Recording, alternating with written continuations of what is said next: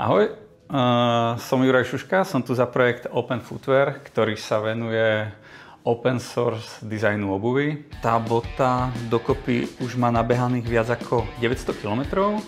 Zúčastnila sa toho polmaratónu v Larnake, maratónu v Aténách. Projekt sleduje niekoľko cieľov a to je vlastne dosiahnuť digitalizáciu vývoja obuvy od zoskenovanie nohy zákazníka cez vývoj kopyta, strihu až po digitálne riešenie, digitálnu výrobu.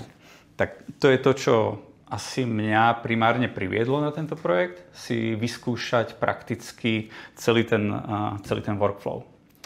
A potom ten druhý cieľ je ponúknuť ľuďom a zákazníkom open source design obuvy, ktorí si môžu sami slobodne doma vyrobiť.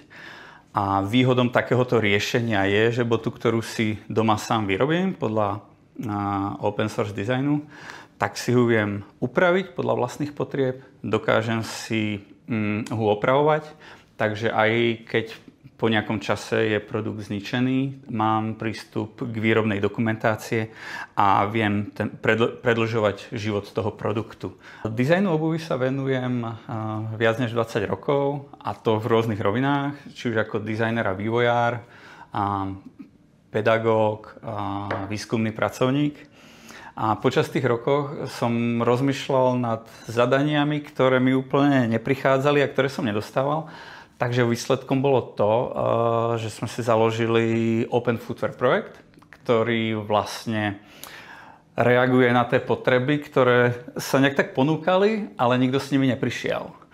Takže Open Footwear sa sleduje digitalizáciu výroby a vývoja, udržateľnosť z pohľadu princípu open source designu, takže človek má prístup k dátom a má možnosť si ich opraviť.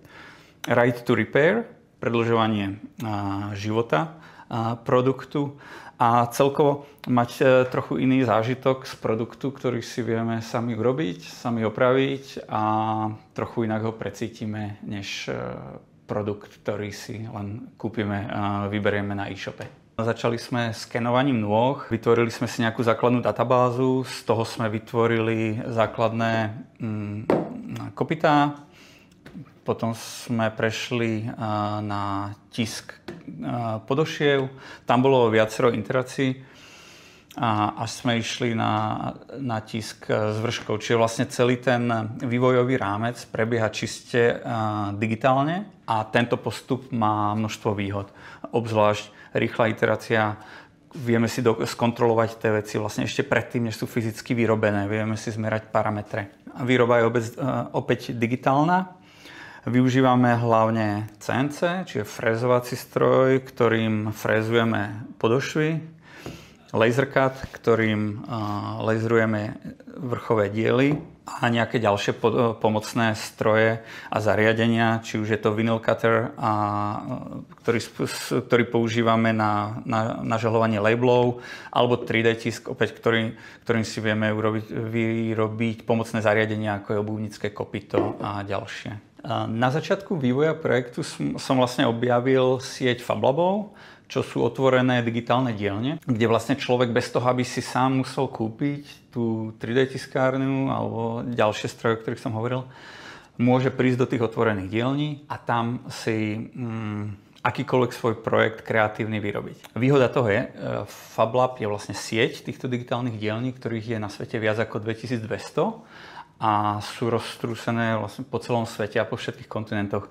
Takže keď si od nás zoberiete dáta, nájdete si digitálnu dielňu, ktorá je vo vašom okolí a posledná vec, čo vám chýbajú materiály na výrobu. Tá obuv je veľmi minimalistická, je vyrobená iba z 3 základných materiálov a to je pryžová podrážka, EVA tvorí vlastne tú pružiacu vrstvu a potom je vrchový materiál. Ten môže byť buď prírodný alebo syntetický podľa vašeho použitia. Takže snažili sme sa skombinovať najnovšie poznatky o anatómii chodidla a chôdze a skombinovať to s minimalistickou konštrukciou a našiť to na digitálnu dielňu.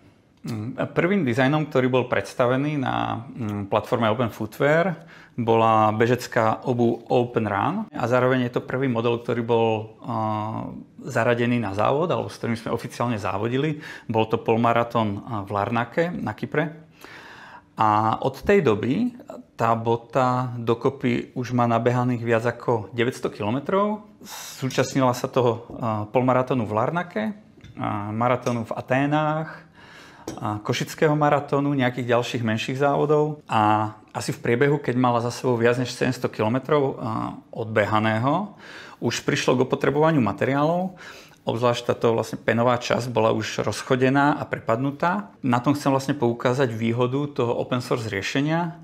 Nemusíme ten výrobok celý zahadzovať ako taký, ale môžeme sa zamerať na tú najslabšiu časť. Takže tá obuv bola opäť otvorená, EVA part bola vymenená za nový a tento rok na jar táto obuv vlastne bežala už po tej malej oprave, bežala na viedenskom maratóne. Takže dneska už bota bude presahovať 900 km, čo je na športovú obuv veľmi slušný výkon a tešíme sa, jak s ňou pokoríme 1000.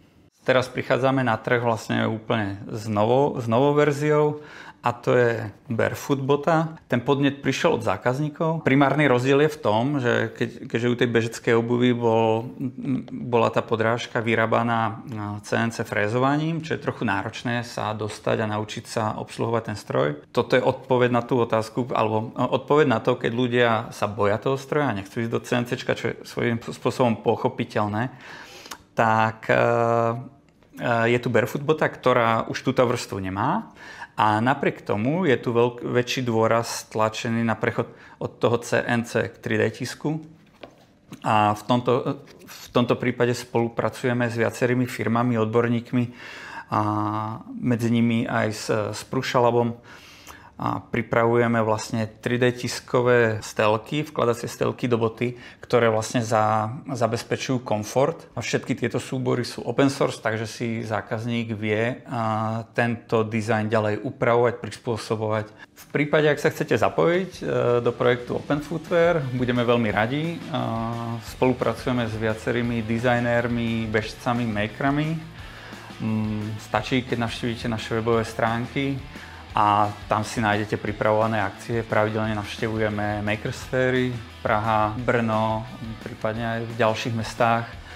Alebo len nám napíšte, že si chcete s nami zabežať a veľmi radi vás uvidíme. Let's make it!